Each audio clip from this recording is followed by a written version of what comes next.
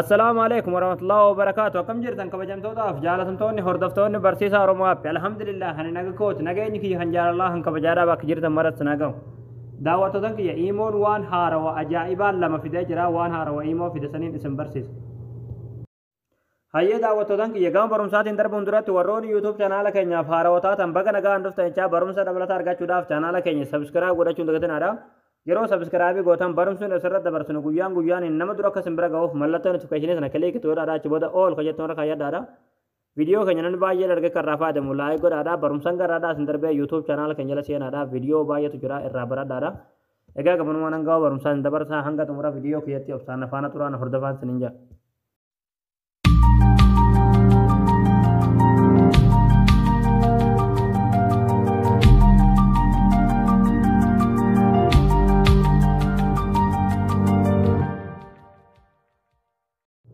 هيا دعوتن كيا ايمون كيسن وان هارو كان اكسني في دو درس ابديت کو چوت سن ٹرائی گمے چودا ابدیٹ کو چودا فکم پر ہمیں پلس سٹوری کیسن کیسے غلطنی تھی هارو مستنی چوڑے یوکن ابدیٹ گوتنی باک سرچنگ ہرتی ایمو برستنی تھی ایمو کیسن ابدیٹ کو چوک بدن چوڑ یوکن هارو سو کبدنی انم هارو سوان کبوفو اوپن منافدا کیسن گرو یو ابدیٹ سنی فدے ابدیٹ کو راتی هارو سارا یا چودا اوکے هيا دعوتن كيا يرو ابدیٹ ورتن اوپن کلک کوتنی غلطنی اچبودا yeroo haala kanaan irra galtan profaili keessan dhuftani achbooda asirratti QR code fidee jira jechuudha QR code kun yoo marratti click goone haala kanaan nu dhufa jechuudha duraan hin jiru ture faayidaan isaadha maali jettanii yoo nagaafattan salphumatti jechuudha QR code kana namaaf ergitanii salphumatti namni immoo keessan argachuu danda'a jechuudha lakkoofsa immoo keessanii minaamini erguu osoo hin taane salphumatti QR code makeessan kana screenshot akkatti kaafanii tume jechuudha namaaf salphumatti erguu dandeessan sinigale namni yeroo isin ergitaniif jechuudha imo sara galeetuma asirratti click godheeti achi booda asirratti fakkii suuraadha kanarratti click godha achi booda QR code isin ergitaniif sanarratti dhaha achi booda raayit sana click godha achi booda alaatul salphumatti kanu haala kanaan imo keessan salphumatti argachuu danda'a namni jechuudha isin gale salphumatti haala kanaan imo keessan namni argachuu danda'a jechuudha duraan hin jiru ture jechuudha wanni kun reefu haaroo dhufe waan baay'ee tokko faayidaa guddaa qabuudha itti fayyadamaa jechuudha waan namatti toluudha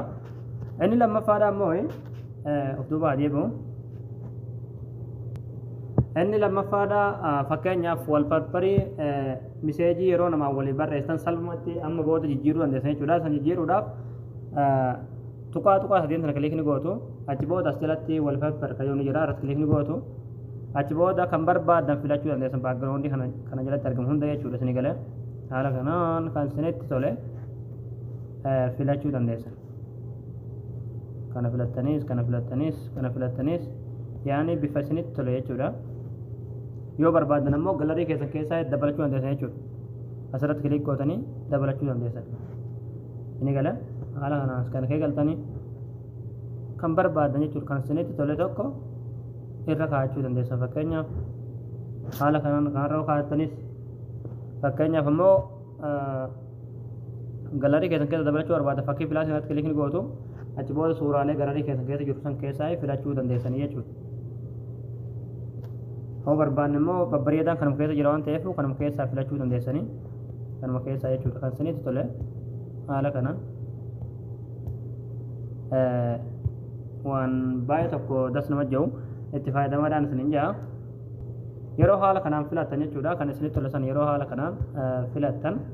as jalatti raayitiin jirti raayitirratti kilik gootanii achi booda as jalatti jechuudha set for everyone kan jedhu kaayyattu alaatul haala sana booda kan akkuma argaa jirtan